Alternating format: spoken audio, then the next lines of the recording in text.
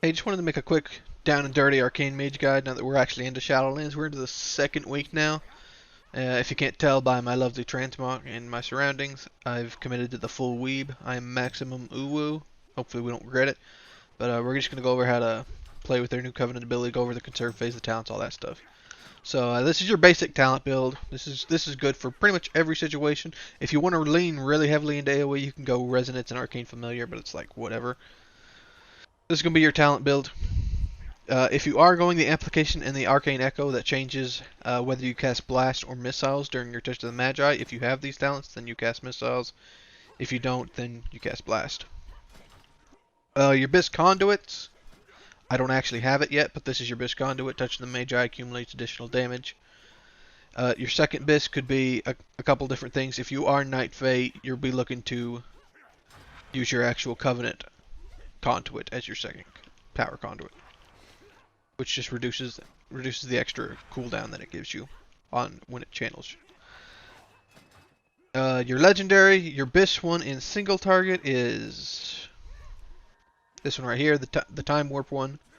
And then when you get into 3 or more targets, Arcane Bombardment starts to pull very far ahead. So those are the two that you want to craft if you're going to go full Arcane. And Temporal Warp actually works for all 3 specs, so it's a pretty safe one to craft if you're going to be swapping specs around. Okay, that's the majority of the stuff we need to go over, I believe. So I'm just going to go through the rotation here. We're going to go through the burn phase, the pull, the burn phase, the conserve phase, and just knock it out that way. So on the pre-pull, you could ideally you press Touch of the Magi, but I've had some weird things when you cast Touch of the Magi to enter combat, where it only gives you like 3 arcane charges instead of 4. So for safety, I just like to cast Arcane Blast for the precast, and then we go straight into Touch of the Magi, Arcane Power Trinkets. And during your Touch of the Magi, because I have Arcane Echo, I'm going to channel Missiles. With a few seconds left on Touch of the Magi, I'm going to try and get these Presence of Mind Arcane Blast in. Accidentally Arcane Missiles there out of habit, but then after Touch of the Magi ends, we're just blasting and using Clear Casting. When we get it, drop our second rune as soon as Arcane Power runs out, and then we're just burning like normal, using Clear Casting when we get them. I'm getting pretty lucky here. Burning, burning, burning. Go all the way down to no mana. Then we evocate back up. And on the way evocate back up, I like to barrage Arcane Orb, because then we're going to Shifting Power. Oh, this is the tank dummy, fuck. We're going to Shifting Power, and that'll give us our orb right back.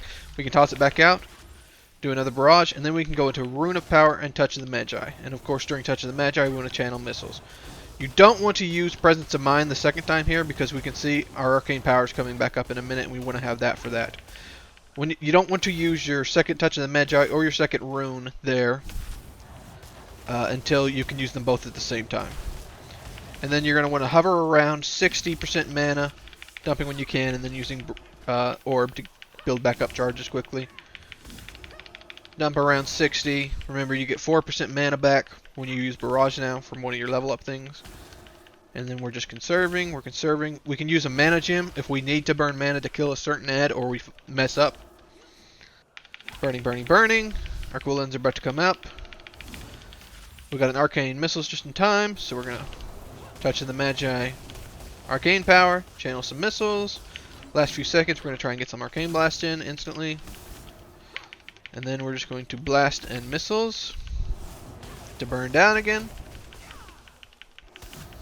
And ideally, you would want to be pooling some of the. I'm getting really lucky with these charges, these clear casting procs. You would want to be pulling some of these clear casting procs for when you use Touch of the Magi. But we're about to. There, you got to be aware of when the buff's about to run out. That's why I have those weak ores. We get burned down to low. We evocate back up. We burn a little bit of mana, then we do that, and then we channel Shifting Power to get our cooldowns back. I'm not playing this entirely perfectly because I'm trying to commentate during it, but then we orb again. Immediately, and then, of course, Touch of the Magi and Rune of Power at the same time, outside of Arcane Power. Don't use Presence of Mind, because your Arcane Power will be coming back in less than a minute there, as you can see, and you want that for that. And that's pretty much it, and then you just hover around 60. Dump. Something to keep in mind is when you Arcane Orb, if your Arcane Orb, you want to try and use as many cooldowns as you can before you shifting power, so you get more value out of it. So what you want to do is you Arcane Orb before shifting power, then you channel shifting power.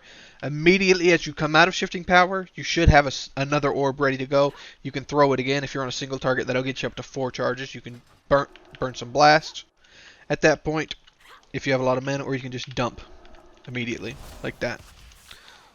So that's the down and dirty of it. You got your soul shape for extra blinks. Don't forget you have mirror images, alter time, greater invis. You're very, very tanky when it comes to these raid fights. So that's all I wanted to do. Hope you enjoy it.